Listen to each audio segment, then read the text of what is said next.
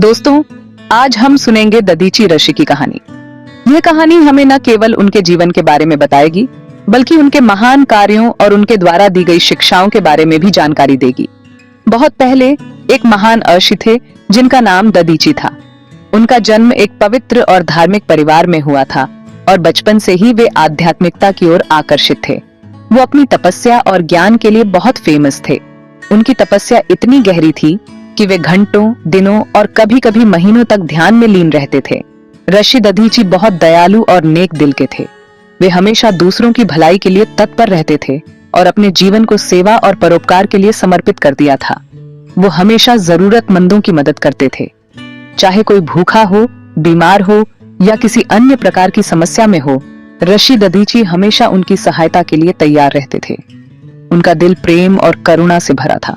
वे सभी जीवों के प्रति समान भाव रखते थे और किसी भी प्रकार के भेदभाव को नहीं मानते थे। दधीची ऋषि सभी जीवों की भलाई चाहते थे। वे मानते थे कि सभी जीव भगवान के अंश हैं और उनकी सेवा करना ही सच्ची भक्ति है।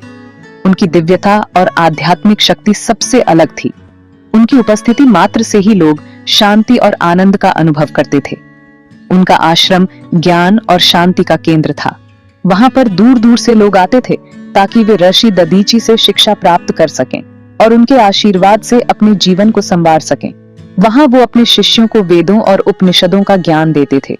वेदों और उपनिषदों के गूढ़ रहस्यों को समझाने में वे निपुण थे और उनके शिष्य उनके ज्ञान से बहुत प्रभावित होते थे।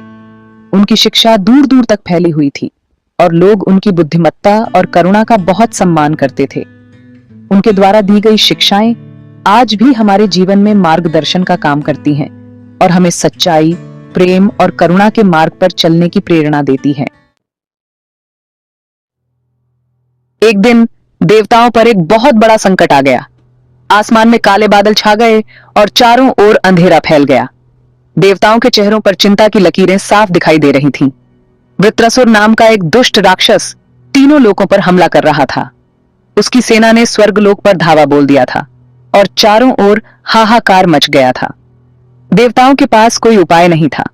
वो बहुत शक्तिशाली था और उसने देवताओं को हरा दिया था। देवताओं की सेना उसके सामने टिक नहीं पाई और उन्हें पीछे हटना पड़ा। वृत्रासुर की ताकत के आगे सभी देवता बेबस हो गए थे।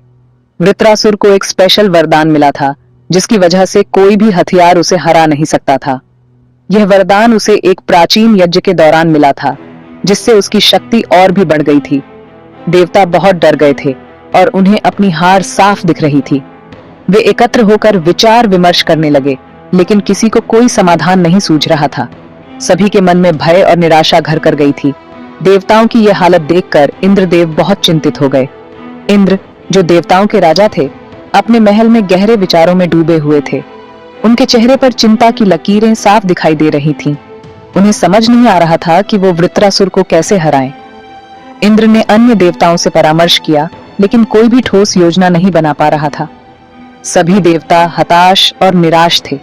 उन्होंने मदद मांगने के लिए भगवान विष्णु के पास जाने का फैसला किया। इंद्र ने सोचा कि केवल भगवान विष्णु ही इस संकट का समाधान निकाल सकते हैं। वे विष्णु के पास गए और अपनी समस्या बताई। विष्णु ने उनकी बात ध्यान से सुनी और उन्हें एक उपाय सुझाया। भगवान विष्णु ने ध्यान से देवताओं की बात सुनी। उन्होंने कहा, वृत्रासुर को हराने का सिर्फ एक ही तरीका है।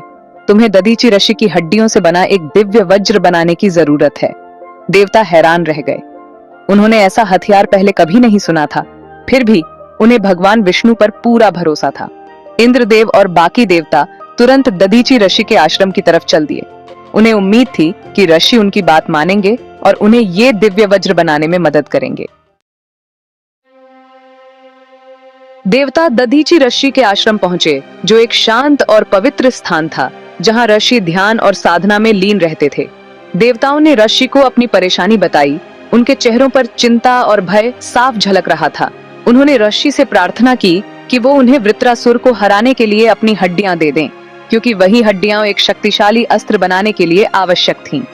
दधीची ऋषि ने ध्यान से देवताओं की बात सुनी। उनकी आंखों में करुणा और समझदारी की झलक थी। वो जानते थे कि ये बलिदान कितना बड़ा है और इसका क्या महत्व है, लेकिन उन्होंने एक पल भी नहीं सोचा। क्योंकि उनके दिल में परोपकार और त्याग की भावना थी।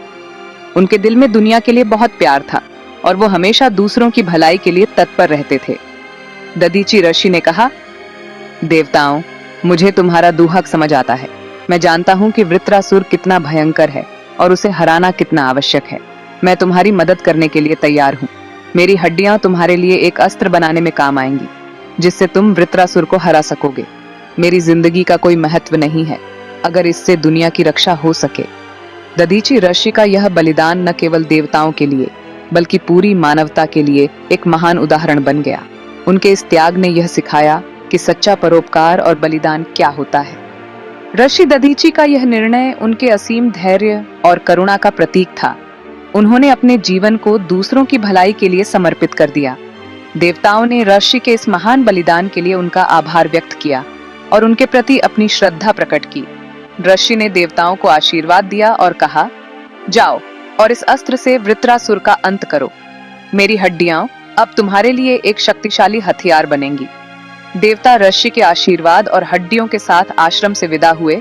उनके चेहरों पर अब एक नई उम्मीद और साहस की चमक थी। दधीची ऋषि ने फिर से ध्यान में लीन हो गए।